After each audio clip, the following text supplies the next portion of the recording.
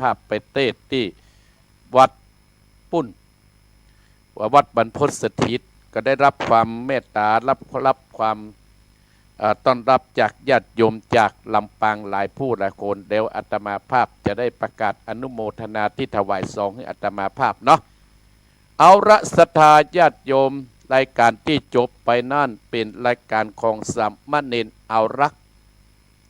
ได้มาเล่าธรรมแปะคำวันนี้อาตมาภาพก็จะได้เล่าธรรมเรื่องกรรมกาดำผูกท่วนสี่ใกล้จะจบศีลหน้าจบแล้วเนื้อศรัทธาญาติโยมเนาะต่อไปเพื่อบ่ให้เสียเวลาก็เชิญชวนศรัทธาญาติโยมนั้นตั้งอกตั้งใจไหว้พระสวดพุทธกุลธรรมกุลสังฆกุลเสียก่อน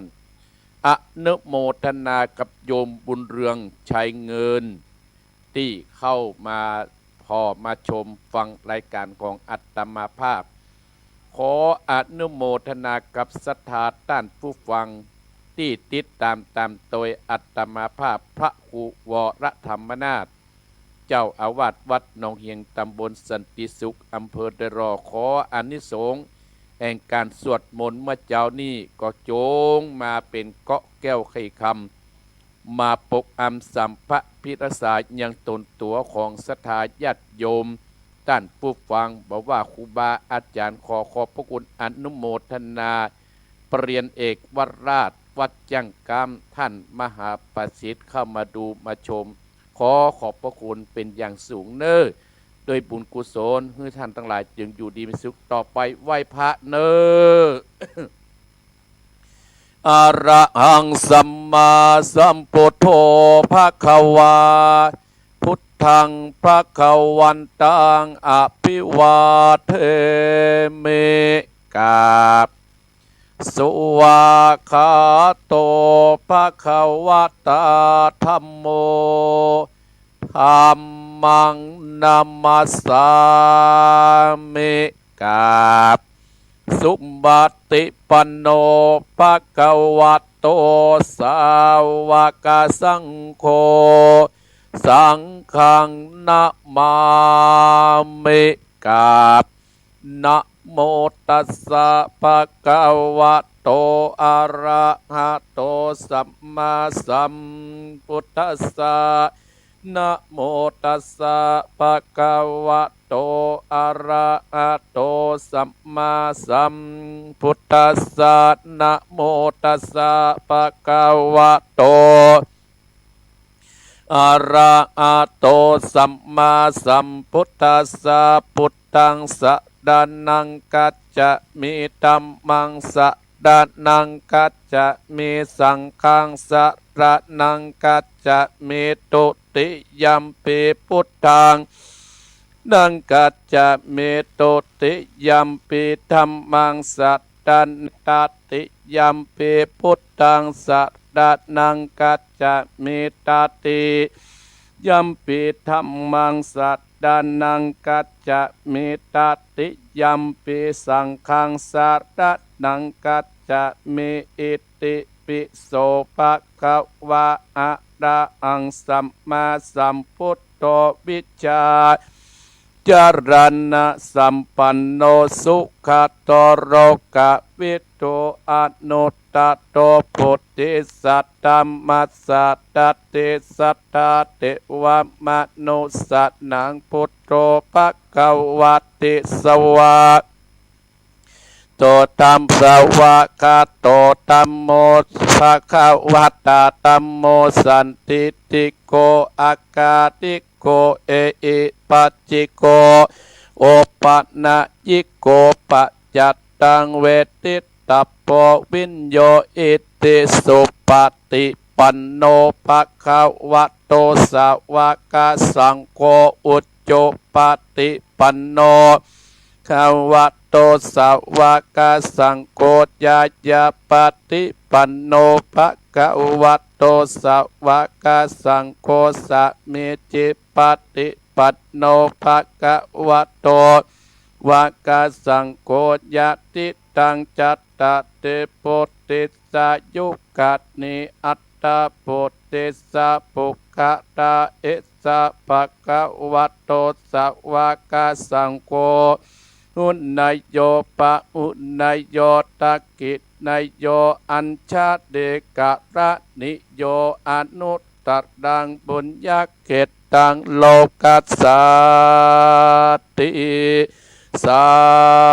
ธุสาธุปะปัญญาปะดะเมสัมทิตตัสสาธุปะปัญญาปะดะมีวัดแวดล้อมวิดิยาปะดะมีอ้อมร้อมระวังดีศีลปะดะมีบังหอกดาบเมตตาปะดะมีผับเปตังปืนตานะปะดะมีเป็นปืนตังต่ออุเบกขาปะดะมี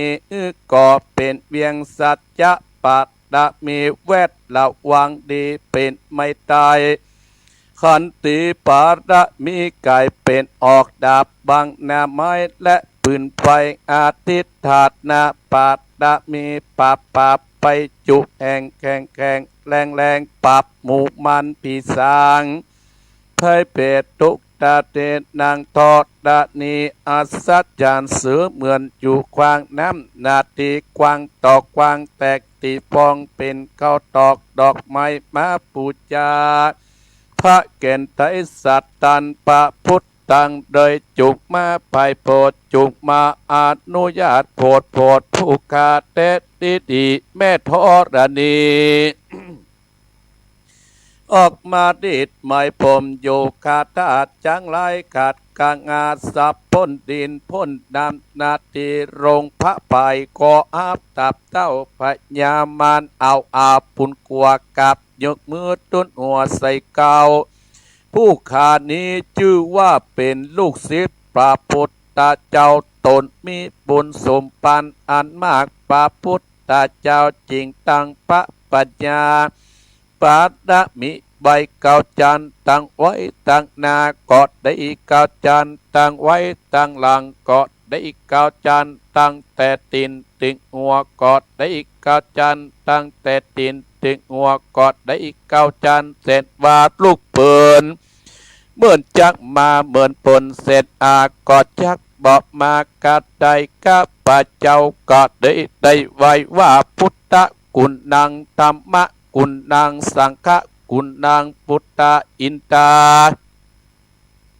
ธรรมะอินตาสังฆอินตาสะเมตตานีผู้ยืดเดือดน้ำอยู่กำเป็นดินกันกาละเนกกึดถึงกุณนา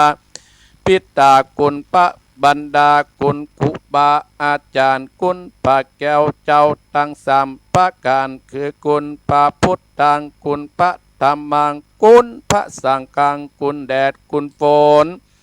กุณน้ำกุณลมกุณกุราชเจ้าก็ดีกุณพระเจ้าตนภาวัดนาก็ดีกุณนางอุตตราก็ดีกุณพระปัจเจเจ้าก็ดีกุณแม่ทอดัดนี้เจ้าก็ดีจุงมารักษากำนาและกำลังยังตนตัวเองข้าพระเจ้าและท่านผู้ฟังจุคนและเจ้าของสถานีกู้สถานีในวันนี้คืนนี้จิมแดดเตอพุทโธพุทธังรักษาธัมโมธัมมังรักษาสังโฆสังฆังรักษาพุทโธพุทธังอะระหังธัมโมธัมมังอะระหังสังโฆสังฆังอะระหังพุทโธพุทธังกันอะธัมโมธัมมังกันอะสังโฆสังฆังกันอาพุทโธโปกธรรมังปิสังฆังมิตรอายุวันโนสุขังปะลังสาธุสาธุสาธุอมติสะมังสะดับเทียนกาวัดวาโลกเป็นเปลวไปสะดีกันใจกูเตียนนี้ปรับเมืองปีมาจุดาวบ่โหเกินจินป่าปราบกินมาร้อยเอ็ดภาษากูก็ปรับได้ไตตื่นฟ้าเดือดนาเป็นดินเกาดินกูก็เป็นน้ำเกากลางกูก็เป็นเม็ดน้ำใหญ่ก็จักออกไปท่วมหัวปีตายไปลิ้นกูก็เป็นดับเจนกาปรับ ไตปากุเตียงปากัวสังอมสะหาปัตโตมังสวะอายอมเป็ดจารามแผ่นดินดำไว้วาดสายตาพิกาดกับนีระคนดีตูไว้ที่นี่อย่าเอาตัวหมู่ด้านตังผีมันและผีเขนผียักษ์ผีเย็นอย่าได้มากายผียากลายจุงนิวปันตั้งกลุ่มปันยากลายอันต้องเตียวไพ่ฮืดหนีไปสวะหายสาธุสาธุดุกะตาอันว่าภัยตั้งหลายประการต่างๆนานาเป็นตนว่าไฟไหม้ก็ดีไปอันเจ็บใครได้เป็นไปญาติก็ดีอุปัตตวะกังวลมักฮือคนและสัตว์ได้เจ็บได้ป่วยได้เสียเขาเสียของเสียเงินเสียทองจากภัยทั้งหลายบัดนี้ตนตัวเองกับพระเจ้าจักถอดจัดถอนตั้งแต่นี้เป็นต้นไปเกาะหือเจ้าตั้งหลายอันไม่มีท่านผู้ฟังและเจ้าของสถานีกุสถานีผู้เป็นเจ้าหอผู้เป็นเจ้าเฮือนเจ้าบ้านเจ้าเมืองพร้อมโดยญาติกาพี่น้องลูกหลานเหลนเต็นเตาจุคนฮืออยู่สุขสบายจุ่มเนื้อและเย็นใจอย่าได้มีภัยอันตรายใดๆอย่าได้มาไกลตั้งแต่นี้เป็นต้นไปขอฮือท่านผู้ฟังและขอเจ้าของสถานีกุสถานีผู้เป็นเจ้าเจ้าเฮือนเจ้าบ้านเจ้าจองและญาติกาพี่น้องลูกหลานเหลนเต็นเตาจุคนมีอายุมันยืนยาวมีโจกมีมั่งมีตุ่นเตากันกูคู่กูคอนเที่ยงแต่ดีสัพพิติโยวิวัสสันตุสัพพะโรโกวินาศตุมาเตภวัตวันตตายโยสุขีติกายุโกภวะอภิวาทนาสิทธิสันิจังพุทธปัจจายิโนจัตตโรตัมมาวัฏทันติอายุวันโนสุขังพะลังต่อไปศรัทธาญาติโยมแผ่เมตตาให้กับเจ้ากรรมในเวรเนอร์สัพเพสัตตาอันว่าสัตว์ทั้งหลายที่เป็นเพื่อนทุกข์เกิดแก่เจ็บตายด้วยกันทั้งหมดทั้งสิ้นอเวราอุนตุจงเป็นสุขเถิดอย่าได้มีเวรแก่กันและกันเลยอัพพยาปัชชาจงเป็นสุขเถิดอย่าได้มีความเบียดเบียนซึ่งกันและกันเลยอนีคาอุนตุจงเป็นสุขเถิดอย่าได้มีความทุกข์กายและทุกข์ใจเลยสุขีอัตตานังปฏิหารันตุจงมีความสุขกายและสุขใจรักษาตนให้พ้นจากทุกภัยทั้งหมดทั้งสิ้นเถิดอย่างเกียนจิกุสรังกัมมังกรรมใดที่เป็นกุศลอันใดอันหนึ่งที่ข้าพเจ้าท่านผู้ฟังรายการบรดกธรรมวันอาทิตย์และเจ้าของสถานีวิทยุได้กระทำแล้วนี้จงเป็นส่วนแด่ท่านผู้มีพระคุณทั้งหลายมีบรรดาและบิดาเป็นต้นตลอดถึงสัตว์เหล่าอื่นซึ่งเป็นเพื่อนเกิดแก่เจ็บตายด้วยกันทั้งหมดทั้งสิ้นขอให้ท่านทั้งหลายจงได้รับซึ่งส่วนกุศลที่ข้าพเจ้าได้อุทิศให้นี้เถิดข้าพเจ้าขอตั้งสัจจะอธิษฐานขออานุภาพแห่งบุญและกุศลที่ข้าพเจ้าได้กระทำแล้วนี้จงเป็นปรวะและปัจจัยเป็นนิสัยนำส่งให้เกิดปัญญาญาณทั้งชาตินี้และชาติหน้า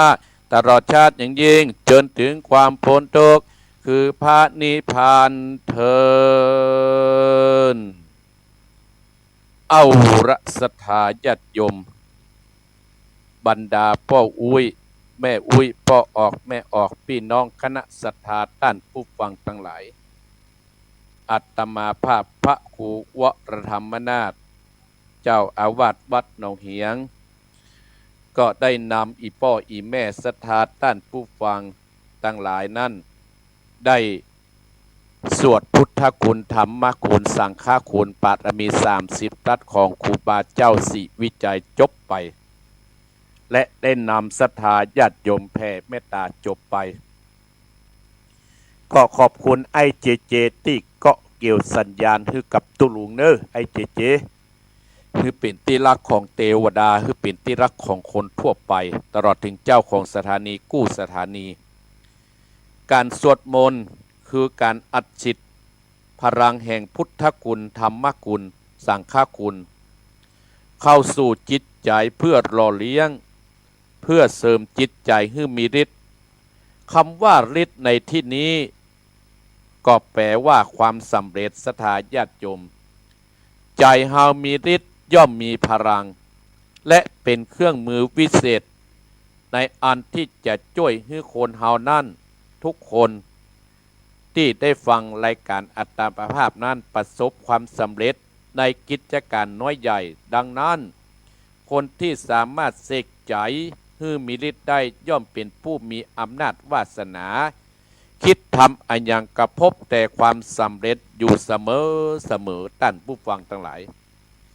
การสวดมนต์ไหว้พระเป็นวิธีที่ปฏิบัติเบื้องต้นอย่างหนึ่งในการทำใจให้มีฤทธิ์ถ้าตั้งใจทำอย่างสม่ำเสมอการทำที่ถูกวิธีก็จะประจักษ์เห็นผลกับตัวเองนอกจากจะเสกด้วยพลังแห่งพุทธคุณพุทธมนต์แล้วคนที่จะเจริญก้าวหน้าได้ต้องเสกตัวเก่าให้อยู่ในคุณธรรมบุคคลนั้นเช่นเป็นคนมีศีลเป็นคนมีความเมตตากรุณาต่อสรรพสัตว์ทั้งหลายบุคคลนั้นบ่คิดเบียดเบียนบ่คิดทำร้ายซึ่งกันและกันบุคคลนั้นไม่มันไหว้พระสวดมนต์ย่อมเพื่อเป็นผู้องอาจกล้าหาญสง่าผ่าเผยคนที่คิดอาฆาตมาดร้ายก็กลับกลายเป็นมิตรปราศจากอันตรายทั้งปวงอันนี้แหละศรัทธาญาติโยมอานิสงส์แห่งการที่อาตมาภาพได้นำอีพ่ออีแม่ได้นำพี่น้องคณะศรัทธาท่านผู้ฟังทั้งหลายสวดตั้งแต่พุทธคุณปารมีอุบาเจ้าสิวิจัยพร้อมคาถาเล็กน้อยเตี้ยอาตมาภาพมาเสริมพร้อมด้วยการแผ่เมตตาให้ศรัทธาญาติโยมองค์สมเด็จพระสัมมาสัมพุทธเจ้าศรัทธาญาติโยมได้ตรัสว่าพลังอำนาจที่เกิดขึ้นจากการสวดมนต์นั้นนอกจากทำให้จิตใจเฮานั้นสงบเยือกเย็นแล้วยังมีพลังศรัทธาในการสวดมนต์สามารถเยียวยารักษาความเจ็บปวดทางกายได้และใจได้อย่างน่าอัศจรรย์อาตมาภาพก็เลยได้ไปอ่านในหนังสือเล่มหนึ่งศรัทธาญาติโยมดังในสมัยพุทธกาลนานมาแล้วเนี่ยท่านมหากัสสปะและมหาโมคคัลลานะอาพาธบ่สบายองค์สมเด็จพระสัมมาสัมพุทธเจ้าเสด็จไปเยี่ยมและได้เจริญโมนให้ฟังจนท่านทั้งสองหายจากอาพาธหายจากบ่สบายในบัดนั้นแม้ข่าวที่องค์สมเด็จพระสัมมาสัมพุทธเจ้าประชวรรับสั่งให้พระจุลทะสวดบทพุทธสังฆปริตให้สดับจนหายอาฆาตประชวรศรัทธาญาติโยมจะเห็นได้ว่าพลังสวดพุทธมนต์นี้มีอานุภาพยิ่งใหญ่เพราะว่าพระพุทธมนต์ทุกบทล้วนมีอานุภาพในการขจัดโศกโรคภัยไข้เจ็บอันตรายทั้งหลายทั้งปวงเมื่อเข้ามาก้ำกายได้ขอเพียงผู้สวดมนต์ตัวท่านผู้สวดมนต์นั้นต้องตั้งใจเมื่อจิตนิ่งสงบแล้วทำให้เกิดเป็นพลังจิตจะมีพลังคอยต่อต้านป้องกันอันตรายต่างๆนอกจากนั้นเป็นการขออำนาจของพระพุทธเจ้ามาเป็นกำแพงแก้ว7 ชั้นตั้งแต่อาณาที่เขาอยู่หรือพลังอำนาจพระพุทธเจ้าจะมาคุ้มครองรักษาผู้สวดมนต์นั้นขึ้นอยู่กับศรัทธาเชื่อมั่นปัญญาการตรัสรู้ขององค์สมเด็จพระสัมมาสัมพุทธเจ้า ฮือท่านทั้งหลายจงคิดดีพูดดีทำดีตั้งอยู่ในความดีชีวิตของท่านนั้นก็จะเจริญรุ่งเรืองต่อไปศรัทธาญาติโยมทั้งหลายอนุโมทนากับแม่สาวรักษ์พิวงศ์แม่สาวรักษ์เจ๊หลายหางดง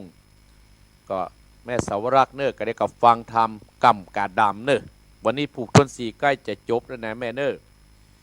ศรัทธาญาติโยมเมื่อ อาทิตย์ที่แล้วอัตมาภาพสาวสีเนาะอัตมาภาพได้ไปเทศน้ำเทศธรรมที่วัดบรรพตสถิตอัตมาภาพขอบคุณเนอศรัทธาญาติโยมพี่น้องลำปางที่ไปปะอัตมาภาพที่วัดบรรพตสถิตอัตมาภาพโอ้ทุเจ้าเจียงใหม่ปลายคงจะมีไผ่หู้จักเลยนะแปลว่าอีป้ออีแม่ศรัทธาต้านผู้ฟังอัตมาภาพปากันต่างคนกับบ่ฮู้จักกันอัตมากับบ่ฮู้จักศรัทธากับบ่ฮู้จักอัตมามีแต่พระคุณเจ้าตังลำปางนะโอ้ปุ่นมีญาติโยมอุปถัมภ์อัตมาภาพก็ไปนั่งพอศรัทธาญาติโยม ศรัทธาญาติโยมก็ถามว่าโอ้ท่านพระครูอย่ามาเทศสั้นแต่เทศเส้นว่าก็เพราะว่าเวลามันแค่15 นาทีศรัทธาญาติโยมอัตมาภาพก็บอกคุณแม่อุ้ยคนหนึ่งว่าอัตมาภาพมาตั้ง9 โมงครึ่งแล้วนะแม่อุ้ยก็ถามว่าไปอยู่ที่ไหนพระอัตมาภาพก็อยู่ตั้งนอกปะกะฟังเปิดนี่กะก็อัตมาภาพอนุโมทนากับพี่น้องจังหวัดน่านบ้านเสนียนเนอแม่สมพิษแก้วคงแม่สมพิษแก้วคงโอ้มาจากจังหวัดน่านแม่พินศรีทิพย์บ้านเสนียนจังหวัดน่านโยมแม่เป็นกำลังใจให้เนอล่ะอนุโมทนาสาธุโดยได้อาซองถวายให้อัตมาภาพกับโยมธนากรโยมคนุภาพรอัมพูนที่ต่างคนพ่ออุ้ยแม่อุ้ยเปิ้นมาโยมธนากรพรอัมพูนแม่พินศรีทิพย์และกับแม่สมพิษว่าจะมางานตอดกฐินของอัตมาภาพกฐินปีนี้ก็กฐินเก็บตำข้างวัดเนี่ยศรัทธาญาติโยมกฐินผู้ฟังเนาะก็อนุโมทนาเนื้อยมธนากรคนุภาอัมพรพูนที่จะเอาแม่พินศรีทิพย์และก็แม่สมพิษแก้วคงตลอดถึงศรัทธาแม่น้อยที่อยู่ลำปางศรัทธาญาติโยมแม่น้อยบ้านตาโทกลำปางเนื้ออัตมาภาพได้รับซองของแม่น้อยและเนื้อแต่แม่น้อยคนใดอัตมาภาพกับหมูจักแม่พันนีเครือคำรอจังหวัดลำปางแม่พันนีเนื้อเครือคำรอมีโอกาสกับแม่แอววัดหนองเหียงเนี่ยวันที่1 พฤศจิกายนแม่ชวนชมพูแก้วบ้านโป่งใต้ตำบลยางคกห้างสัตว์จังหวัดลำปางแม่ชวนชมพูแก้วบ้านโป่งใต้ตำบลยางคกห้างสัตว์จังหวัดลำปางแม่อุ้ยบัวเรียวชัยอุดบ้านโป่งใต้จังหวัดลำปางได้ร่วมทำบุญกับอัตมาภาพมาวันนั้น1 ซองแม่บัวขี้ทะโปบ้านจุดหลวงหมู่5เกาะคาแม่บัวขี้ทะโปบ้านจุดหลวงหมู่5บ้านเกาะคาแม่แก้วใจยสารอายุ77 ปีแม่อุ้ยว่านะบ้านบ่อแห้วลำปางแม่อุ้ยอนุโมทนาป้อวิราชแม่พิษสมัยป้อวิราชแม่พิษสมัยเขื่อนคำแสนพร้อมด้วยลูกเต้าบ้านนางแลเนอแม่พิษสมัยเนาะบ้านนางแลเจินเนอแม่แม่ทองใบผู้อินตะอายุ68บ้านบ่อแห้วใต้บำรุงก้านน้ำก้าไฟแม่ศรีนวลวงชุมพูบ้านห้องกอกลำปางครอบครัวแม่ถนอมนำวง126หมู่7บ้านปงใต้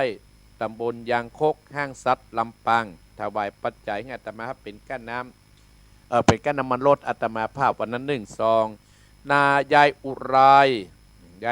รวันอภิชัดกรบ้านสลากางเกาะคาโอ้เกาะคาเนี่ยอัตมาภาพไปบ้านประกอบศรัทธาญาติโยมอัตมาภาพไปบ้านประกอบและแม่บัวนำปัญญาหลวงมูซีบ้านกล้วยแพะอำเภอเมืองจังหวัดลำปางและแม่อุ้ยไอ้ยังหุ่นนาตี้หอมอัตมาภาพปานน่ะบ่ได้เขียนชื่อไว้ที่อัตมาภาพโทรศัพท์เสียวันนี้ดีแล้วเนอะยายวันนี้ดีแล้วก็ได้โทรหากันละได้โทรหากันละอัตมาภาพก็เอาปัจจัยนั้นไปล้างเครื่องเพราะเครื่องมันเก่าศรัทธาญาติโยมก็อนุโมทนาแล้วก็แม่จันเพนคำโพธาแม่วันจิต ลักนาทีร่วมทำบุญกับอาตมาภาพเป็นการเทศ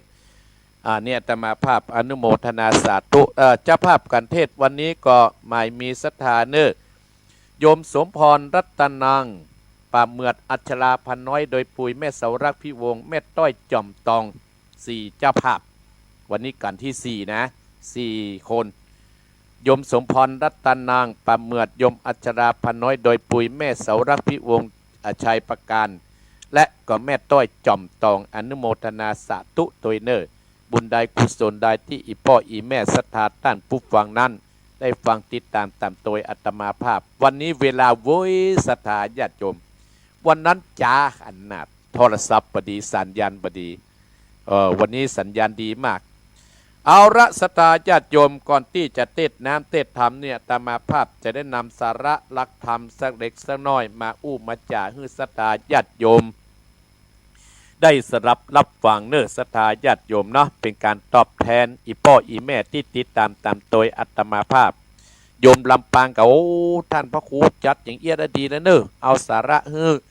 อีพ่ออีแม่ฟังอีพ่ออีแม่ก็มีกระเสียงตุ้เจ้าเนี่ยอนุโมทนาสาธุตัวเนาะศรัทธาญาติโยมวันนี้จะได้นำสาระสิ่งในโลกเนี่ยที่เงินซื้อบ่ได้อีพ่ออีแม่สิ่งในโลกที่เงินซื้อบ่ได้1ความฮัก2เวลา3ชีวิต4มิตรศรัทธาญาติโยมก่อนที่จะได้ทำกรรมกาดำผูกต้น4สิ่งในโลกนี้ที่เงินซื้อบ่ได้1ความฮักของเฮาเนี่ยมีหลายประเภทต่อศรัทธาญาติโยมเกิดแล้วก็ต้องมีความฮักพ่อฮักแม่ลูกฮักพ่อฮักแม่คนฮักกันศรัทธาฮักนับถืออาตมาภาพอย่างไปลำปางวันน่ะโอ้ชีวิตคนเฮาเนี่ยมีค่าขึ้นนะศรัทธาญาติโยมถ้าอาตมาภาพไปลำปางนะโอ้อาตมาบ่ฮู้หรอกศรัทธาญาติโยมได้ไปหาพี่น้องเกาะคาล่องคอดที่ไรที่ยังคกห้างชัดแม่ที่จังหวัดน่านที่ปากันมาโยมธนากรนะพร้อมกับปัญญาแม่สิทธิ์แม่เขาที่มาจากจังหวัดน่านโอ้อาตมาภาพว่าโอ้อาตมาภาพมีคุณค่าอย่างนักนะเพราะฉะนั้นอาตมาภาพจึงจะรักกายสังขารอาตมาภาพเพื่ออยู่กับอีพ่ออีแม่ไปเหมือนศรัทธาญาติโยมประเด็นนี้63โยมมีคนว่าโอ้ยังมันแก่เตื้อหลับว่าก็ศรัทธาญาติโยมก็อาตมาภาพจะมีงานวันที่1พฤศจิกายนก็พี่น้องลำปางก็มันนอนนี่ได้เนื้อศรัทธาญาติโยมอาตมาภาพกำลังแต่งบ้านรับรองแห่งหลัง1กำลังทาสีอยู่ศรัทธาญาติโยมได้ปัจจัยที่พ่อแม่ที่อาตมาภาพไปลำปางเนี่ยเอาไปทาสีเนอะได้มาทาสีให้ศรัทธาญาติโยมเนาะเพื่อให้มันดูดีขึ้นประเด็นนี้ก็เลยจะติดพัดลมไปเพื่อศรัทธาญาติโยมต่างบ้านต่างจองมาก็ความฮักศรัทธา2เวลานาทีเนี่ยมันบัดรอท่าไผ่ศรัทธาญาติโยมเฮาจะว่าเฮายังหนุ่มเฮายังแน่นเฮาบ่กินบัดตานเฮายังบ่ทำบุญเตื้อศรัทธาญาติโยมอาตมาภาพไปลำปางวันน่ะโอ้อาตมาภาพนี่ก็นึกว่าโอ้การกินการตานคงจะนี้ละก้าเนาะมันมีไผมาฟังเทศฟังธรรมก็โอ้เต้นสลายย่อยศรัทธาญาติโยมก็แสดงว่าเฮายังบ่การเตื้อเฮายังสู้ได้อยู่ภัยประเดี๋ยวนั้นมันมาหาตุเจ้าภัยตึงทางนอกภัยตึงทางในศรัทธาญาติโยมภัยทางนอกก็โอ้เอาไฟเผาติ๊กศรัทธาญาติโยมเผาติ๊กภัยทางในกับหมู่เดียวกันเผากันแถมเนี่ยศรัทธาญาติโยมนวลสลิเจ๊ไหลเผากันติ๊กศรัทธาเพราะฉะนั้นเราต้องอยู่ด้วยความสามัคคีกันนะศรัทธาตึงภายนอกและภายในอีพ่ออีแม่ก็พยายามดูแลครูบาอาจารย์ดูแลวัดวาอารามอาตมาภาพจังได้ยินหรอกกรรมครูบาอาจารย์ว่ารักวัดเหมือนบ้านรักงานเหมือนชีวิตรักลูกศิษย์เหมือนลูกหลานรักชาวบ้านเหมือนญาติพี่น้องรักเพื่อนพ้องเหมือนรักตัวเองอาตมาภาพจึงได้ยินแล้วครูบาอาจารย์เพื่อสอนรักวัดเนี่ยเหมือนบ้านอาตมาภาพเนี่ยรักวัดนี่นะเหมือนบ้านที่อาตมาภาพเกิดพยายามจัดทุนุทำรงวัดวาอารามเมื่อศรัทธาเข้ามาแล้วก็มีความสุขออกไปอาตมาภาพก็ได้รับความเมตตาจากครูบาอาจารย์ที่อยู่ด้วยกัน5ตนศรัทธาญาติโยมค คนนั้นจ้างอันนั้นคนนี้จ้างอันนี้กับแป่งกันไป ก็ไปได้จ้างนะศรัทธาญาติโยมก็ได้ปัจจัยที่อีพ่ออีแม่อัตมาภาพก็เอามาพัฒนาวัดวาอารามที่อยู่ที่อาศัยเนี่ยรักวัดเหมือนบ้านนะคนที่อยู่วัดเนี่ยรักวัดเหมือนบ้านศรัทธาญาติโยมทุพระทุกตนที่เพิ่นมาบวชอยู่วัดอยู่วายก็รักษาเวลาก็บ่ให้เวลาล่วงเลยไปรักงานเหมือนชีวิตเนี่ยศรัทธาญาติโยมงานที่ครูบาอาจารย์มอบเพื่อกับเหมือนชีวิตอย่างครูบาอาจารย์มอบเมื่ออาตมาภาพทำอาตมาภาพก็รักเหมือนชีวิตของรักลูกศิษย์เหมือนลูกเหมือนหลานคนที่มาอยู่วัดในศรัทธาญาติโยมลูกไผ่หลานไผ่มาจากดอยพ่องมาจากที่ต่ำที่สูงพ่องมาอยู่วัดเนี่ยตู้หลวงจะต้องรักเหมือนลูกเหมือนหลานรักจากบ้านเหมือนญาติพี่น้องเนี่ยพออาตมายิ่งอาตมาภาพมาอยู่บ้านเปิ้นเสียยิ่งศรัทธาญาติโยมอาตมาภาพต้องรักพี่น้องจะบ้านเหมือนญาติพี่น้องออกท้องออกทัดกันมาเปิ้นจะรักเฮากับรักกะเฮากับรักไปก่อนโดยบุญกุศลที่เราทำไว้มันจึงจะส่งจะเสริมเฮาบางคนจะไปนี้ศรัทธาไปทำโอ้โดนอันนั้นหน่อยก็ท้อถอยบ่ให้ทำเลยแล้วก็จะเสียเวลาที่เราเกิดมาเวลาเราจะไปประมาทเวลารักเพื่อนพ้องเหมือนรักตัวเก่าศรัทธาญาติโยมบ่เอาเปรียบเพื่อนพ้องเปิ้นทำงานเฮาก็ทำงานเปิ้นแยกการเฮาก็แยกการเปิ้นกินเฮาก็กินเปิ้นฉันเฮาก็ฉันเนี่ยรักเพื่อนพ้องเหมือนรักตัวเองเนี่ยศรัทธาญาติโยมเพราะฉะนั้นคนที่ประมาทเวลาเนี่ยศรัทธาญาติโยมก็จะเวลาก็จะล่วงเลยไปธรรมชาติแล้วเวลานั้นเพิ่นก็ฮื้อ24ชั่วโมงเหมือนกันศรัทธาญาติโยมเพราะฉะนั้นอาตมาภาพว่าสิ่งในโลกที่เงินซื้อบ่ได้คือความฮักและเวลาอนุโมทนากับยมสมพรรัตนังเจ้าของกระท้อนเนอใครต้องการกระท้อนก็ไปติดต่อคุณยมสมพรรัตนังฮะเนอแต่วันนั้นเพิ่นก็เอามาถวายอาตมาภาพตึงตามตึงเป็นลูกเนาะอนุโมทนาสาธุ3จะประมาทในชีวิตของคนเฮาการที่เฮาอยู่พระพุทธเจ้าเพิ่นว่าห้ามประมาทการประมาทก็คือเป็นการที่ประแทงความตายเสียเวลาศรัทธาญาติโยมชีวิตคนเฮานั้นมันบัดสั้นบัดยาวแล้วแต่บุญแต่กรรมศรัทธาญาติโยมแล้วแต่บุญแต่กรรมพายจัดชีวิตของคนเฮาแล้วแต่บุญแต่กรรมจะพาไปชีวิตของคนเฮานะเพื่อ24ชั่วโมงเหมือนกันบางคนก็ลาบมันแยกเวียกเนี่ยการกินเหล้าแฮะแต่ท่านผู้ฟังอาตมาภาพเนี่ยเปิ้นบ่กินศรัทธาญาติโยมเปิ้นตั้งใจทนุทำบุญความดีสร้างให้กับครอบครัวสร้างให้กับตัวเก่า4เนี่ยมิตรหรือว่าเพื่อนเนี่ยศรัทธาญาติโยมมิตรเนี่ยเพื่อนเนี่ยจะต้องมีการกุศลมิตรในพระพุทธศาสนามิตรที่ดีมิตรที่แท้มี4จำพวก1มิตรอุปการะ2มิตรร่วมทุกข์ร่วมสุข3มิตรแนะนำประโยชน์4มิตรมีความรักใคร่ซึ่งเป็นห่วงเป็นหาการศรัทธาญาติโยมมิตรนี่ก็สำคัญเพื่อนก็สำคัญนะศรัทธาญาติโยมบอกว่าอยู่ตึงในบ่อย่าอยู่ตั้งนอกถ้าภายเมื่อมีมิตรนี่นะศรัทธาอยู่ตึงมาได้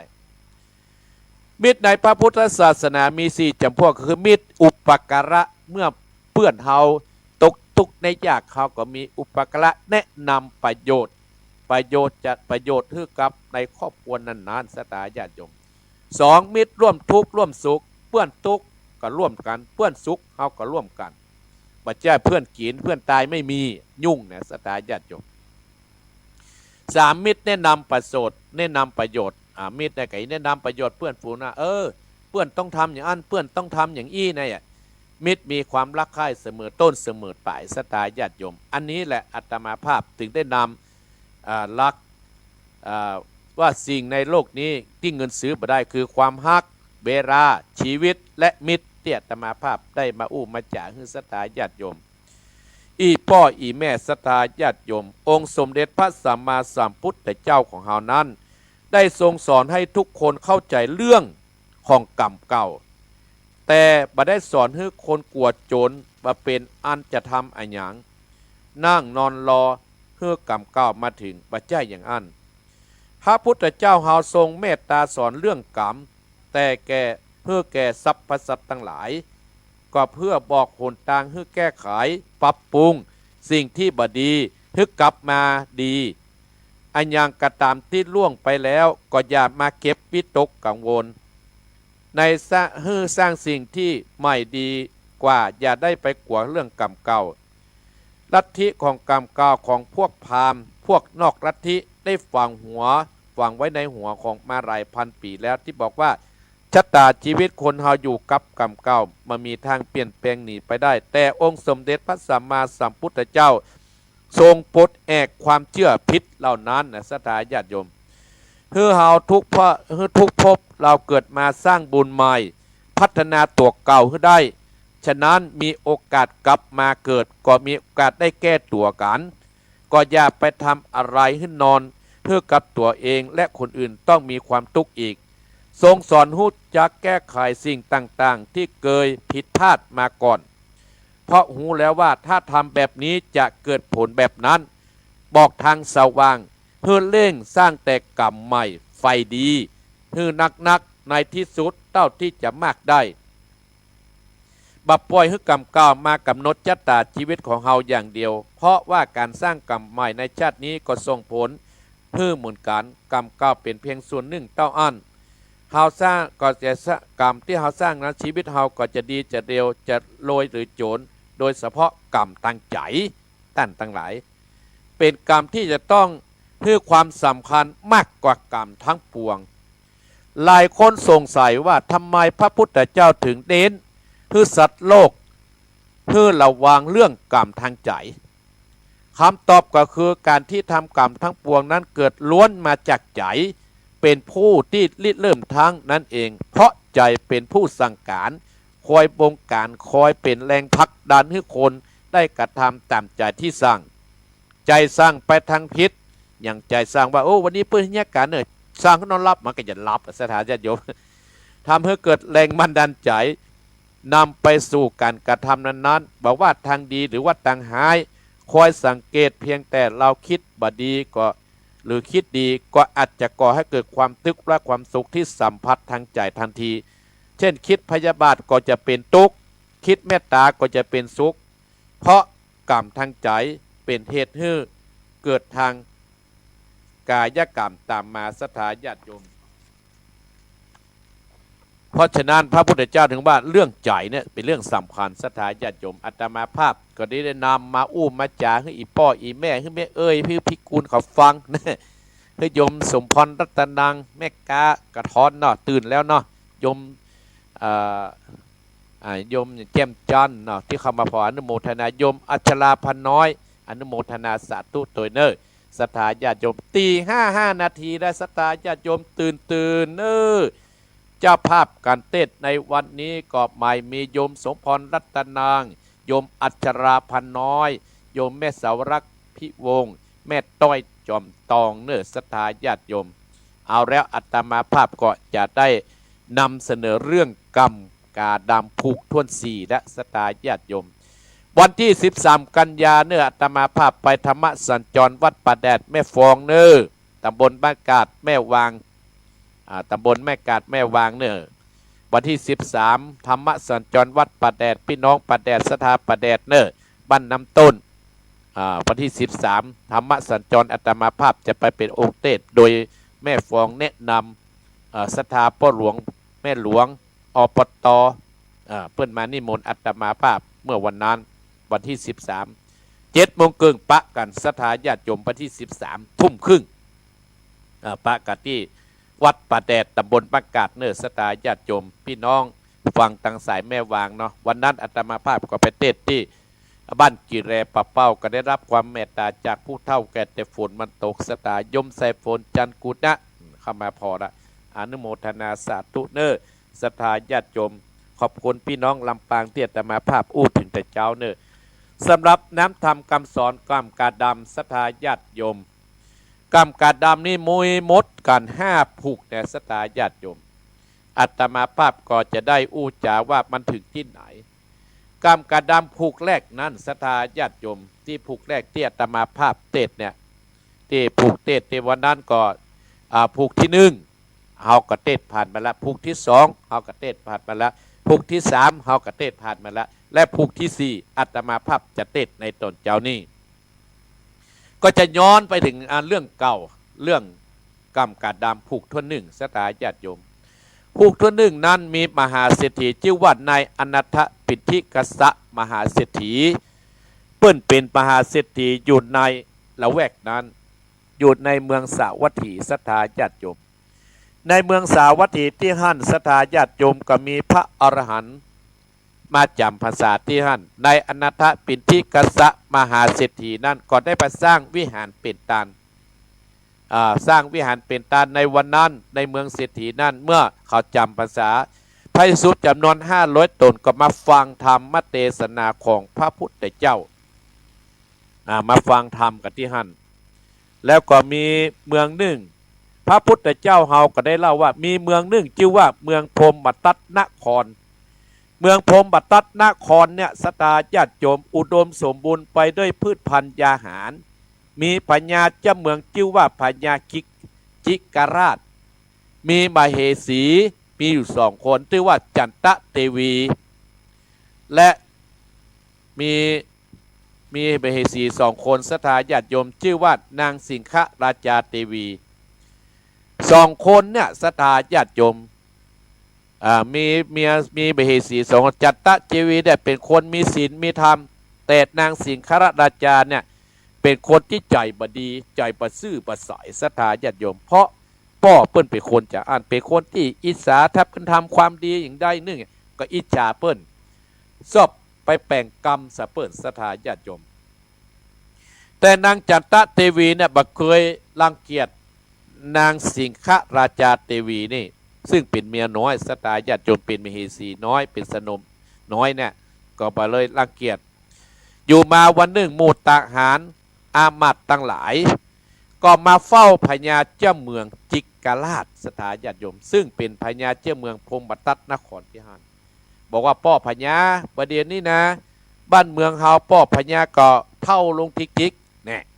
แล้วมันมีภายที่ว่าจะนุ่มลงทิกนะศรัทธาป้อพญากระเท่าลงทิกประเดี๋ยวถ้าป้อพญาจากหมู่เฮาตั้งหลายปลายภายจะมาสืบบ้านสืบเมืองภายจะมาเป็นพญาเจ้าเมืองแตนประเดี๋ยวน่ะมีภรรยามีมเหสีถึง2 คนแต่มันมีลูกเขาจะแย่งได้เนี่ยมู่เสนาอามาตย์ตั้งหลายหมอโหดลงตั้งหลายก็บอกให้ป้อพญาลงใจมเหสีถึง2ไปขอลูกกับเทวดาก็ดีพญาอินทร์พญาพรหมแล้วแต่เอาบุญเป็นที่ตั้งพญาจิกราชสหัสตั้งหลายได้ยินอย่างอันแล้วก็เมื่อเสนาอามาตย์ออกไปแล้วเลิกกันแล้วก็เลยห้อง2พันนิยามเหสี2 คนเนี่ยสู่เจ้าคนเนี่ยไปลองขอลูกขอหลานนะเพราะว่ามันมีลูกมีหลานเพื่อจะเอาไปสืบทอดบ้านเมืองต่อไป2 คนนางจันตะเทวีกับนางสิงคราชาเทวีสิงคราชเทวีนะก็ปากันไปขอลูกกับพระอินทร์ขอลูกกับเทวดาตั้งหลายไปตั้งสัจจะอธิษฐานพญาอินทร์ที่อยู่เบื้องบนว่าวันนี้ที่นั่งกูอย่างมากระด้างแต่ละมาแข่งแต่ละฮ้อนแต่เนี่ยพญาอินทร์ก็ส่งลงมาพ่อลงมาหันจันตะเทวีมเหสีของพญาจิกราชได้มาขอลูกเต้าพญาอินทร์ก็เลยสร้างเทวดาที่เป็นเทพให้ลงมาเกิดตั้งหลายนางจันตะเทวีหลังจากได้ขอ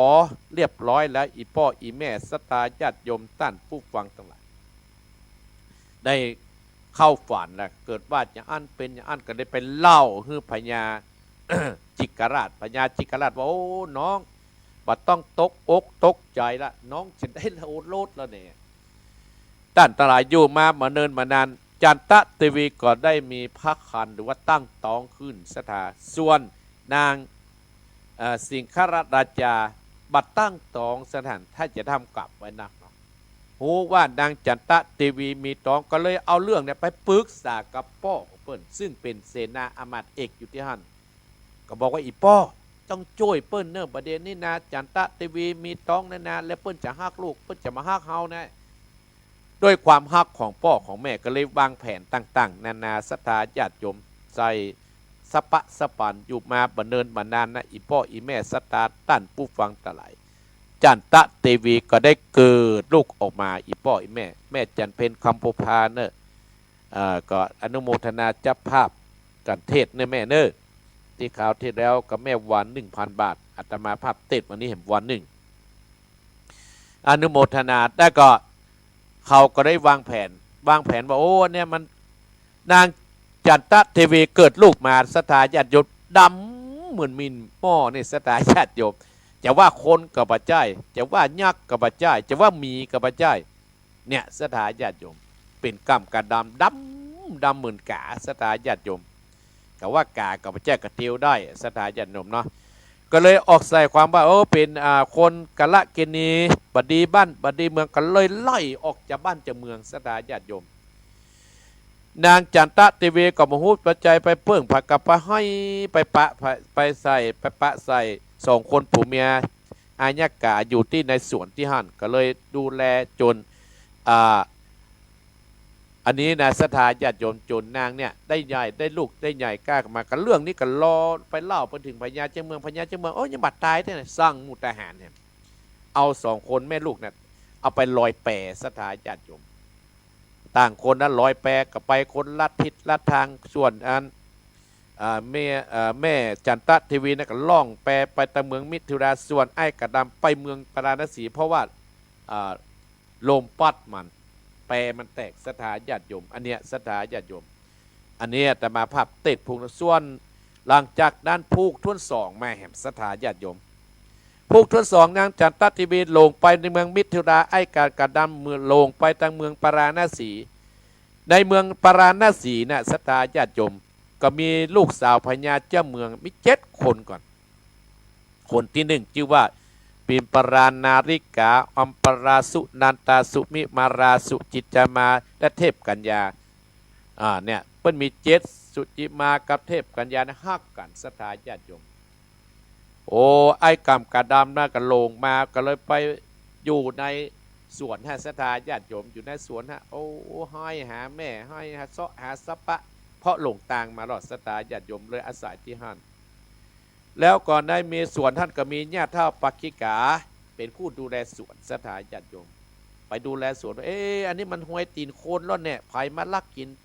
ของลูกสาวพญาเจ้าเมืองก็ได้ทำบ่วงกองไว้สถาญาติโยมเจ้ากรรมกาดำนะก็เลยใครเฮือบ่วงกองนะก็เลยอัดตีนเข้าไปสูบสตาก็ได้นางอาญาการนั่นก็เอาปักขิการนั่นก็ไปเลี้ยงที่บ้านโจนใหญ่หน้ากาบ้านเป็นหนุ่มเป็นสาวขึ้นมาเอาเข้ากับเงี้ยวไปเลยแล้วก็เป็นบ่าวเราสถานสุดท้ายก็ปล่อยพวกไปในเมืองปาราณสีปสถานญาติโยมไปเมืองปาราณสีก็ไปทอดลักคือ2 ลูกล่า2 คนนั่นน่ะหลงฮักทอดเอากรรมการดำเอาก็เลยหลงอู้จากันต่อไปอันนี้พุทธมาผูกทุกทุก3แล้วนะสถานญาติโยมโอ้ลอยฮักเรียบร้อยก็พญาเจ้าเมืองก็อยากให้ลูกสาว2 คนน้ำเพิ่นมีแล้วก็ได้จะเจิญหมู่ทหารอามาตย์เจิญลูกเศรษฐีหัวเมืองต่างๆนานามาสตาเพื่อจะเลือกให้ลูกสาวเลือกศรัทธาญาติโยมต่างหลายท้ายทุดสุดก็คือเจ้ากรรมกระดำนะตอบปัญหาพญาเจ้าเมืองได้ก็จะได้เอาเนี่ยนางเทพกัญญาและก็2 สาวสุดท้องน่ะฮักกันน่ะที่เขานะโอ้ก็เลยสร้างคนนะไปหาสถาญาติโยมเพราะว่าอันนี้ก็ไปสร้างคนไปเสาะหาว่าเป็นลูกปักขิกาก็อยู่ท้ายสวนกันปล่อยสถาญาติโยมมันก็จบตัดที่นี่ส่วนพวกที่4เนี่ยสถาญาติโยมจะเป็นจะได้นั่นอัตมาภาพก็เจิญอีพ่ออีแม่ต้านผู้ฟังตั้งอกตั้งใจสดับรับฟังณบัดนี้เนออนุโมทนากับท่านเจ้าภาพก็แม่จันเพนคำโพธาแม่วันจิตลักนาทีเชียงใหม่ยมสมพรรัตนังอัชราพันน้อยแม่เสารักพิวงแม่ต้อยจอมตองเนอตั้งอกตั้งใจณบัดนี้ผูกที่4เนอนะโมตัสสะภะคะวะโตอะระหะโตสัมมาสัมพุทธัสสะตตาเทวาปุมมาติกาปัมมานาสิยังปิยาอาโอติลำดับตัมมาเตสนามาถึงกรรมกาดามผูกทวนศีลและนาคือเทพกัญญาแต่สีปิมปาปิน้องจุดในองเวท จะยนล่ำเววนอาพี่เจ้าไอ้กำกาดดำอันแก้ปัญหาไปโปรดกลางคนสะสน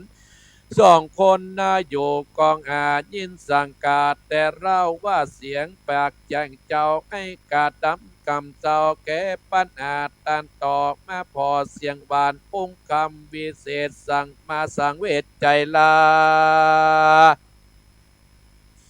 ในกลางคืนนั้นเล่าเป็นแม่แก้วแต่เสียงจะจีกำบากออกปากเหมือนองค์บนเรื่องกำกายินกุนตาใจเจตหรือว่าเจ้า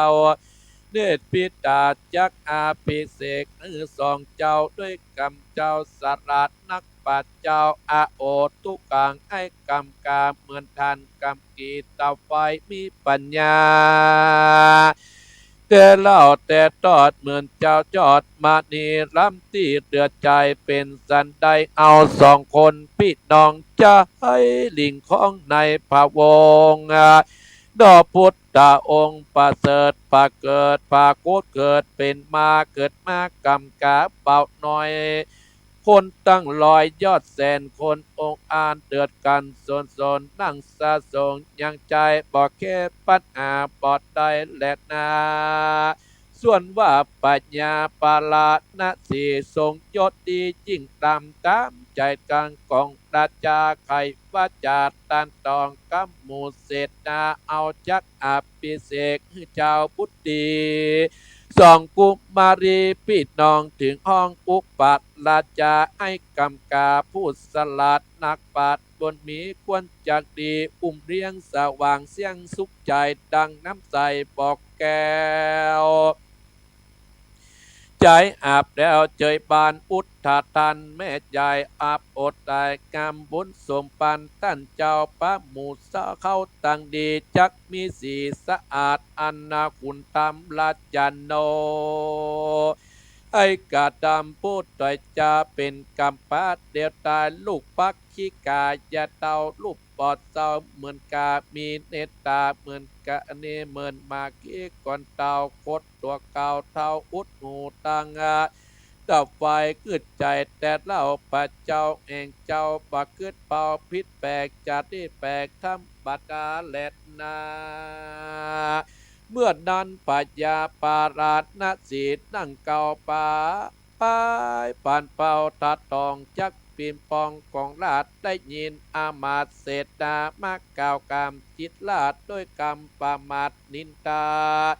จึงเสด็จเข้าไปในมาตามใจลูกแก้วดัง8 องค์เรียงกันว่าสีโสพันลูกป้อพูดใดจักต่อสัพพวงศาพิเศษให้กำกาเป็นเจือราชสืบนักปราชญ์ลูกน้อยต่างลายเฮิมจุงกล่าวบอกแก่พ่อเจ้าแดเตอลูกตั้งหลาย6 พี่น้องบอดถูกต้องใจเก่าจริงตาไวกำจากับราชาตนพ่อขาดน้อยหนอพุทธาปิญญาลักไว้ไอ้กำกาดดำขอบปิตาพ่ออนุญาตพระบาทไตหือเฮาไอ้กำกาดำนี้ขอบมอดดัดนามวยบางชีวิตกาดได้ไปตะตาในกัดแต่ยำนั้นปัญญาปาราณสีกระทำบุตรดีสองเจ้าคือน้องกัญญาและบิมปาส่องเจ้าก็น้อมไว้วันตาคาแด่พ่อเป็นเจ้าขอฮือเจ้าตั้งสองปฏิบัติของปิตากัดตันโยตาพ่อตายบอกเข้าใจติลาจากอื่นหน่อยนาดเป็นพันนิยากับไอ้กำกาดำผู้สลาดขาน้อยนาดบอกขาดขืนขอดตาไวพระนิรินนั่งเก่าต้นเป็นเจ้าจอมหัวตามมาตองส่วนว่าทรัพย์ปัญโยเจ้าคุณนาเป็นคู่แก่โรคนำสัตตโรคข้ามสงสารถึงนิพพานเป็นติดแล้วจึงกายอุปแก้วเทศนาวัดดุราภิกขุตั้งหลายนิยันกาวองค์พระปราณสีทรงยศดีใหญ่ตามใจกองตามได้ยินกรรมลูกแก้วสว่างแล้วหัวใจจึงเสด็จไป ได้ลงปิดจัดดัดนาเบื้อดานปุงเศษนาเกาะมาลาดนินตาพิษโบราณอาจารย์เชื้อจาดราจาไอ้กำกาดำจักได้เป็นเต้าสืบจาดจาติก็เล่าควรนาดันนานตะมาโตปรัมปราโพธิสัจจาต้นเป็นผู้สลาดเชื้อนักปราชญ์คุณตำเฉดแนตามญาเต่าจากไข่หูกระเดินเราเอียดงตามนาจึงอำลาแม่ญาเต่าขออย่าอยู่เข้าเรือนลาลานกะลาเข้าสู่ป่าเอียปากกันองค์ทำมาแล้วปะตนแก้วกำกาเข้าสู่ปาวะปานาไมทำข้าวหน้าไม้ลานกระจายเต้นนักนานนอพุทธาตนประเสริฐนำแก้วเกิดวันตายกมือสาเตปปตายขอบุญได้จุนโนนนอพุทธังกุลบุญใหญ่กว้างบั้มเป่งมาอเนกจัดและนาตั้นตั้งหลายตั้นตั้งหลายเข้าป่าเมื่อดันปัญญาอินตาเทพประราชก็มานิรมิตเลงอ่านนาการพัดภาคแห่งดังจัตตะเทวีกับเมตดานอยู่เตสุขสร้างก็ไปถึงเมืองมิติราชนครอาศัยญาติเทาทุกโศกเศร้าใจมองตามคอน้อมรักลูกถูกปัตตาหนอบปันตาใส่ราชาบุมเมตจนาอ่อนแล้วแหละนาตั้นตั้งหลายก็มาแม่เต่าก็อยู่กับญาเต่าที่นั่นแหละนาส่วนนาเจ้ากรรมกาตามนี้แหละนาเตียวลัดป่าตรงกันมาถึงเมืองที่ดันละจัดโนปัญญา101 ตนใจเยือกเย็นปิ่นดีกว่าเสียงร้องไห้ก็มาที่นั่นแหละนายอดกำกระดานปานาดอกไม้หมู่เศษนาตั้งหลายก็ได้เตียวไปปันตะทาเสนาอามาตตั้งหลายอ่านไอ้กาดามเตียวมารอดที่นั่นแหละนาสักโกสวนว่าปัญญาอินตาองค์ดินเจ้าฟ้าถึงวันนั้นมาค่อยพุทธปอดเตียววัดาเจ้าตั้งหลายก่อนนี้ดับมีย่ออุ่นต่างเขาตั้งหลายส่วนว่าพระเจ้าเมืองปาราณสีก็สั่งเสร็จนะอามาตไปถึงญา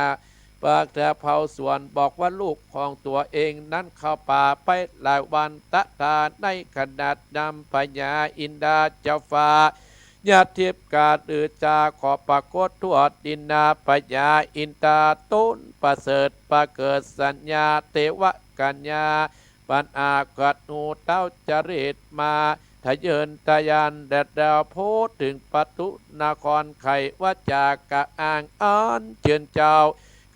กำกาดามแก้ปัญหาด้านบนอากาศนักป่าเจ้าคุณนานิติตาขิญาอันกำกาดามผูกต้นสีกอบบังคมสมเลสาเดชเอาระศรัทธาญาติโยมทั้งหลายโอ้โหฝนกระตกเหือก็ออกสตาญาติโยมเนาะฝนกระตกเหือก็ออกอยู่สตาตีห้ากึ่งนะเนอสตาญาติโยมตีห้ากึ่งละอีพ่ออีแม่บรรดาศรัทธาต้านผู้ฟังทั้งหลายเอ็มกำก็ค่อยโทรหาอาตมาภาพภัยห้ามโทรเข้าเครื่องใหญ่เนี่ยเตี้ยถอดยมแม่พรแม่เอ้ยสุทธิวงศ์ก็เดียวกับเขียนเบอร์ไว้เนอแม่โอ้ยลำปางว่าจะไปบอกเบอร์เว้ยกะอ๋อจะบอกเบอร์ละไว้ในกล้วยโทรนะ082 8 5 7 2 2 5 082 8 5 7 2 2 5ไอ้มันล้อม082 8 5 7 2 2 5 0828857225เนื้อศรัทธาญาติโยมไอ้กำกระดำนั้นมาถึงผูกท่วนสี่และศรัทธาหลังจากนั้นที่พญาเจ้าเมืองปาราณสีนั่นได้เจิญเขาทั้งหลายมาตอบปัญหาพูนเขาตอบมาได้ศรัทธาญาติโยมนางกัญญา2 คนก็สิริพิมมากับเทพกัญญาอยู่ในห้องได้ยินเพื่อตอบปัญหาโอ้อันนี้มันเป็นเสียงแฟนเขาหรอเนี่ยสุดท้าย ตอบมาได้หมู่นั้นมีไอ้กำกระดำตอบได้พญาเจ้าเมืองก็เลยจะยกสองสาวนี่ก็ได้ยินคำนินทาว่าต่างๆนะก็เลยเตียวเข้าไปหาลูกถึง6 ถึง 7 คนลูกหมู่นั้นมาเอาศรัทธาญาติโยม2 คนเนี่ยว่าจะทดแทนบุญคุณของพ่อเทพกัญญากับนางสิริปินปาเนี่ยจะฮับเอาเป็นนี่2 คนจะเป็นมเหสีหรือว่าจะเป็นภรรยาของไอ้กำกระดำศรัทธาญาติโยมหลังจากไอ้กำกระดำตกตอบปัญหาเรียบร้อยกับปิกไปบ้านปิกไปหานางอายกาเจ้าที่เฝ้าสวนอุทยานที่หั่นก็ไปลาแม่อัญญาการว่าโอ้ยายลูกก็จะขอไปแอวป่าไปตัวหาอีแม่กับเนื้ออย่างเงี้ยศรัทธาญาติโยมไอ้กำกระดำกับเตียวรัดแพะรัดป่าด้วยเตียวดาโคตนบุญรอดศรัทธาเตียวบุญเดียวเตียวไปเตียวมาลงไปเมืองมิถุลาพวกศรัทธาญาติโยมลงไปในเมืองมิถุลาพุ่นโดยเทวดาตั้งหลายนะย่อหุ่นต่างหือว่าจะเอามันยาวกว่านี้สินติดหน้าไม่จะจบแล้วก็ย่อมันจบเวยสตาญาติโยมพดลงไปแห่งเมืองมิถุลาไปละก็เตียวไปพอโอ้หันบ้านเมืองป้นอุดมสมบูรณ์ต่างๆนานาสตาญาติโยมตั้งหลายโอ้ลงจะอยู่ดมสมบูรณ์ต่างๆนานาคนม่วนเมืองเนี่ยเต็มไปด้วยผู้คนต่างหลายอีพ่ออีแม่สตาต้านผู้ฟังปดเท่าเจ้ากรรมกระดำกระเตียวจะกัดท่านไปกัดท่านจะกัดม่วนนั้นไปกัดท่านไปพดไปท่านพดไปนี่คนตั้งหลายหันโอ้ไอ้นี่มันปิดจิตได้จะว่ากากับปัจจัยจะว่ามีกับปัจจัยเนี่ยมันอยู่มันเปิดอย่างลูกมันหล่ออย่างมาดำแตะดำบ้านดำเหมือนเล็กมกเองต่างๆนานาสตาญาติโยมเล่ากันสตาญาติโยมอันนี้จะย้อนไปถึงตังเมืองปาราณสีเหมาะสตาญาติโยมส่วนเจ้ากากระดานพจน์ไปเมืองปาราณสีจะปะแม่ปะปะเนี่ยตมาภาพของหูไปฟังผูกสุดท้ายไปเนอะผูกสุดท้ายนะสตาญาติโยมไปฟังผูกสุดท้ายพุ่นสตาญาติโยมจะย้อนมาถึงเมืองปาราณสีเมื่ออู้กับลูกเทพกัญญากับนางสิริปิมปาเรียบร้อยแล้วก็จ้อยหมู่ทหารเนี่ยไปหานางอายกาว่าลูกเบาไม่น่าเหียหมู่ทหารตั้งหลายก็ไปหาห้านที่ห้านสถาญาติโยมไปหานางอายกาอายกาว่าโอ้ไอ้น้อยนี่มันไปเข้าแพะเข้าป่าไปหลายมื้อหลายวันแล้วบ่ฮู้จะมาเมื่อใดเองจะมาเมื่อใดจะไปแกไปไหนบ่ฮู้แกเข้าแพะเข้าป่าไปตั้งแต่วันนั้นมาก็หายไปหลายวันแล้วเรื่องนี้ได้รับข่าวจากนางอายกาแล้วก็เลยไปหาบอกคือพญาเจ้าเมืองพญาเจ้าเมืองโอ้อย่างดอยมันหายไปที่ไหนแต่พญาเจ้าเมืองก็บ่ลดละสถาญาติโยมตามที่กรรมที่ได้ตั้งปณิธานโตไว้นั้นนะว่าไผตอบปัญหาได้จะต้องเป็นเคยจะต้องมาดูแลบ้านเมืองที่นี่สถาญาติโยมก็เตรียมงานไว้ตลอดสถาญาติโยมทั้งหลายเตรียมงานไว้หื้อย่านนะเตรียมงานไว้ตลอดบัวเฮาตั้นทั้งหลายเจ้ากากระดำกับโตยหาแม่ไปพดไปถึงเมืองมิถุราแล้วก็ส่วนนางจัตตะเทวีเนี่ยสถาญาติโยมไปอาศัยอยู่กับไปอาศัยอยู่กับคนทุกข์กันญาติเท่าอยู่ที่ในเมืองนั่นแต่ปะปะกันเตื้อสถาญาติโยมอันนี้ยังปะปะกันเตื้อส่วนตั้งในเมืองปาราณสีก็กำหนดวันแต่งงานกับป้ากันไปเสาะหาเจ้ากรรมกระดำกับปะปะหรือสถาญาติโยม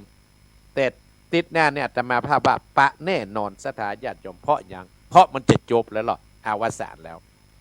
เพราะฉะนั้นอัตมาภาพอนุโมทนากับศรัทธาท่านผู้ฟังเนอ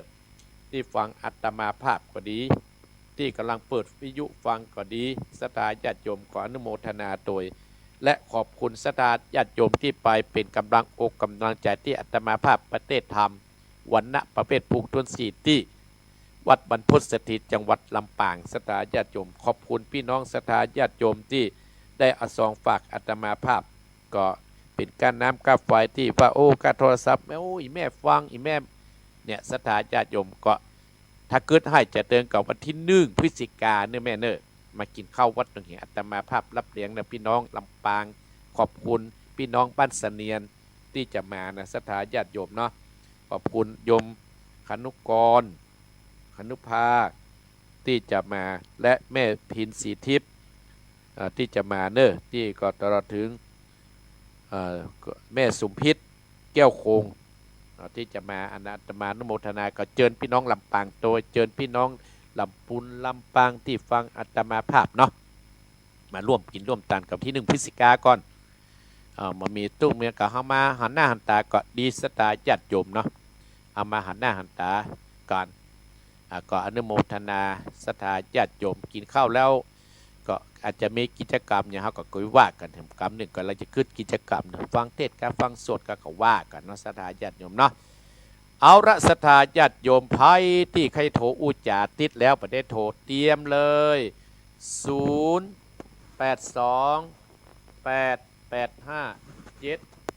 0828857225เอาเหือปิเหือปังเนื้อสถาญาติโยมเอาโทรเนื้อขนาดมันฝนตกนะสถาญาติโยมมันตกหมดตะกอนเนาะเอาโทรมาเนื้อสถาญาติโยมเนื้อจะอยู่กับสถา15 นาทีแล้วจะได้ขึ้นวิหารและสถาญาติโยมเอ้าสายแรก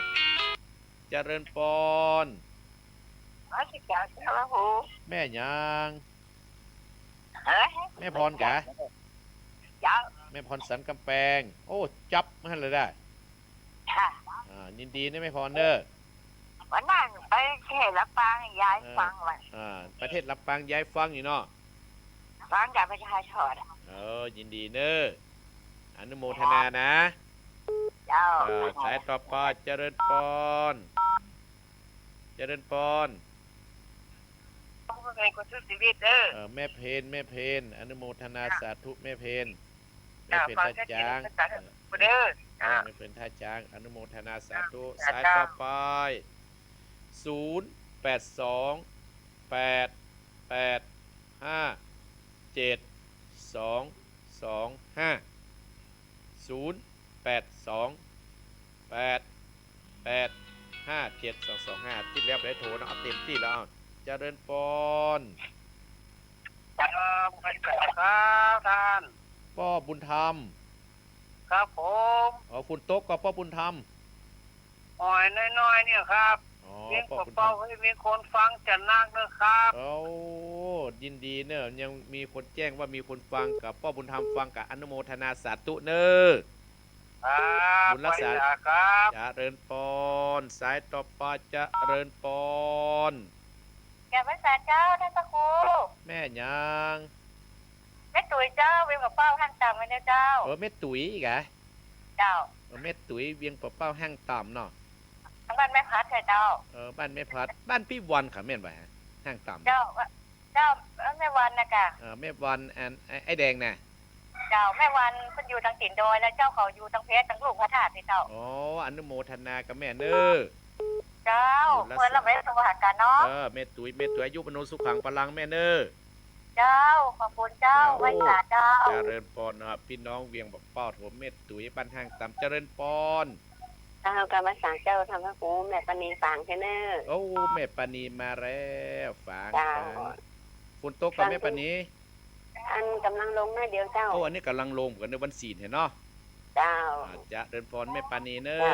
กรรมสารนะเจ้าจะเดินปอนศูนย์จะเดินปอน0828857225พี่น้องลำปางหายไปหน่อยพี่น้องลำปางแม่ก่อนจะเดินปอนใบชาท่านพระครูนี่จิตดี3 ยอดพ่อบุญตานบุญตานฟังอยู่ในห้องนอนนี่ดูบอกไปวัดกะไปวัดก็ฝนตกก็3 ยอดไปกะ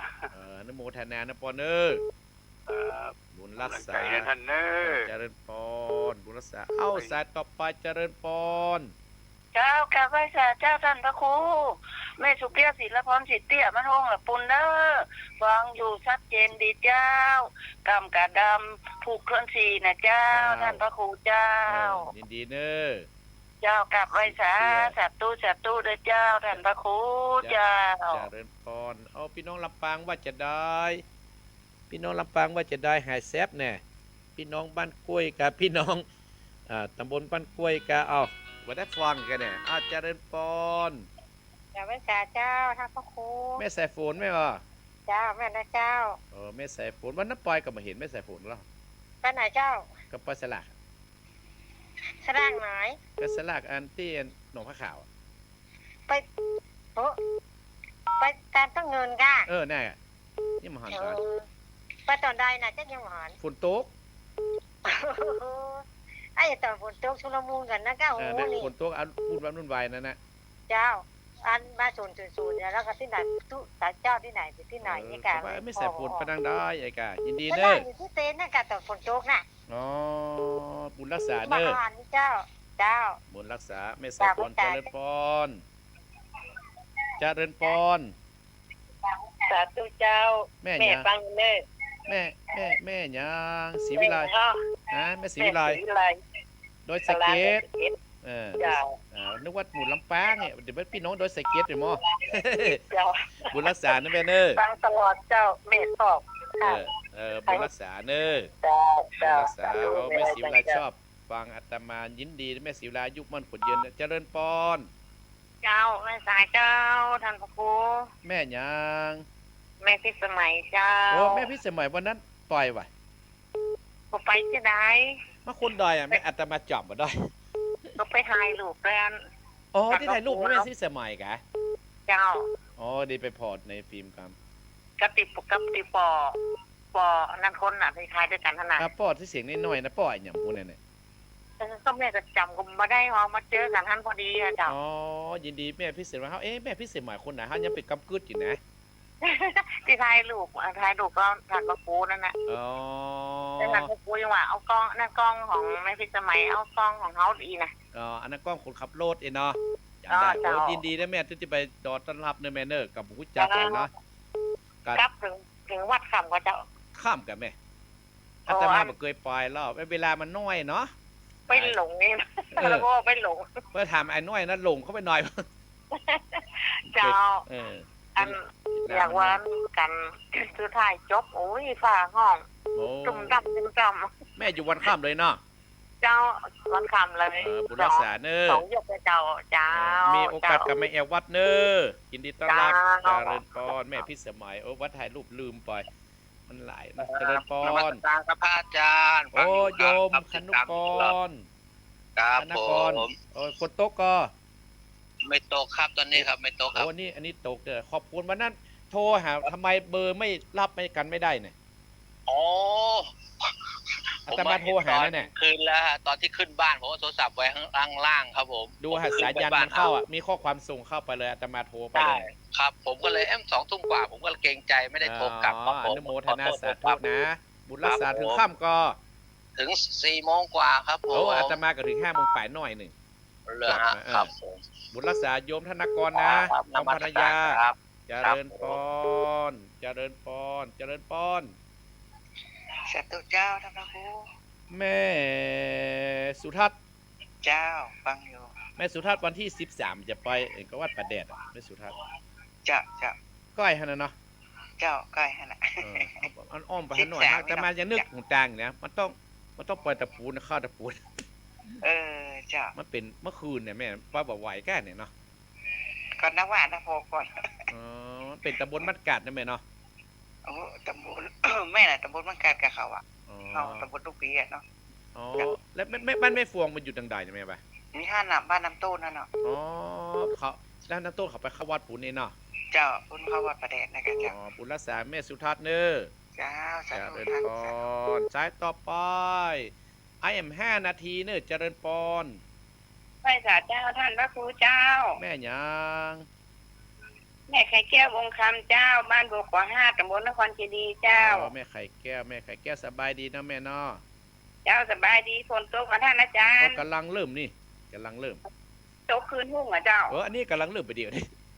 เออ มันให้ปีรถปุ้นมาแม่มันให้ปีรถปุ้นมานะ เอ้ย ไม่ให้อย่าเอาลูกตะปูนมานะวันนี้กับฝุ่นจะตกแน่เนาะแม่ไข่แก้วเนอ เจ้าสาธุเจ้าฟังเลยเจ้าโอ้ยกำลังใจเจ้า เจริญพร082 885 7225 ขอบคุณแม่พิสมัยเนอแม่เนอ กระเด็นแม่ส่งรูปมากับแม่ส่งรูปมากันเหยียบได้พอที่กำพลเนี่ยแม่ส่งรูปมาให้กับแม่พิสมัยเนอเจริญพรศรัทธาญาติโยมไพ่จะโทรมาก็โทรมาได้เนอตอนนี้ครับเจริญพร เจ้ากับไว้สาเจ้าท่านพระครู แม่ยัง ต้องไปเลยแดนเจ้า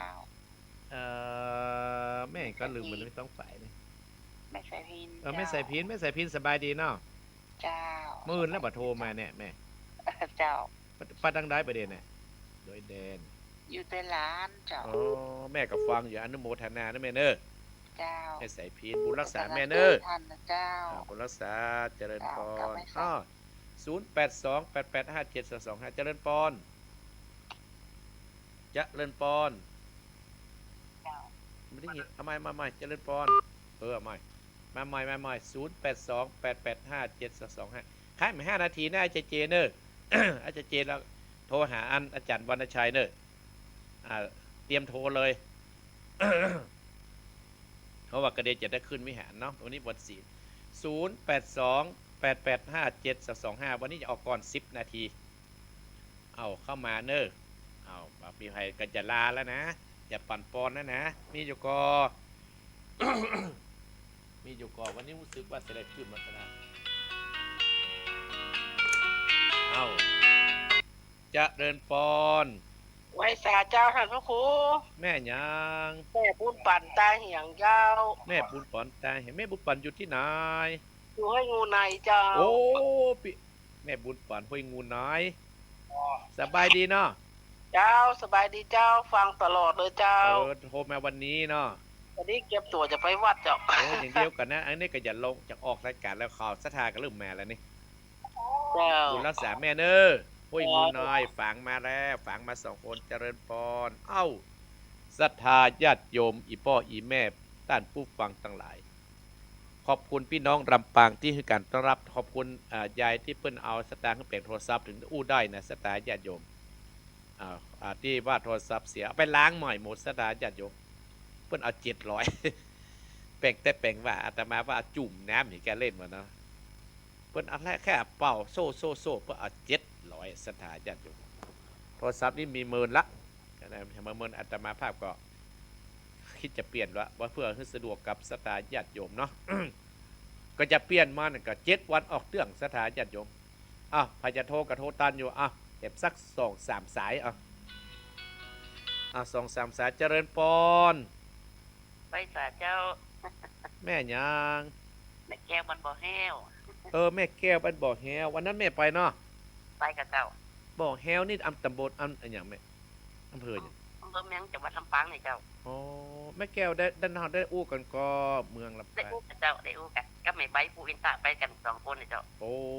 แต่เนาะแม่ก็ไปไกลขนาดเนาะเคยไปบ่อยกับว่าท่านน่ะ ไม่ไปกัน4 ครั้งแล้วเจ้า โอ้กับแม่ตังเฮาบ่ได้เตะเมินมันเวลามันนิ่วเนาะ เจ้า เวลามั วัน น นิ่ ที่ ว วันที่28ได้แป้งอยู่เจ้า โอ้อนุโมทนาสาธุก็จังได้ก็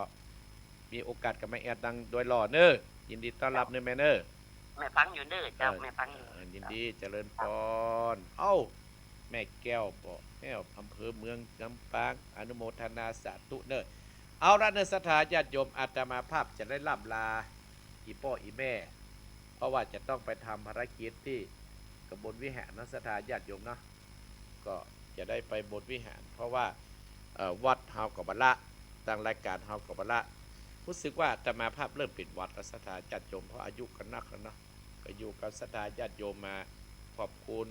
ศรัทธาที่ได้กินได้ตานกับอาตมาภาพขอบคุณพี่น้องลำปาง ขอบคุณพี่น้องลำปางเด้อที่ได้บริจาคคือเป็นก้านน้ำบริจาคเป็นก้านน้ำมันลดเนาะหลายผู้หลายคนที่ได้พมมาเนาะก็มีแม่บวชนำปัญญาหลวงเนี่ยหมู่4บ้านกล้วยแพะอำเภอเมืองจังหวัดลำปางเนี่ยแม่พินศรีทิพย์บ้านเสนียนจังหวัดน่านที่เปิ้นมาหาโยมธนกรพรอัมพูนเนี่ยแล้วก็โยมแม่สุมพิษแก้วโค้งเนี่ยจังหวัดน่านอันนี้พี่น้องลำปางที่แม่อุไรยายอุไรยายชื่อว่ายายอุไรแต่มันเป็นตัววัดครอบครัวของแม่ถนอมนำวง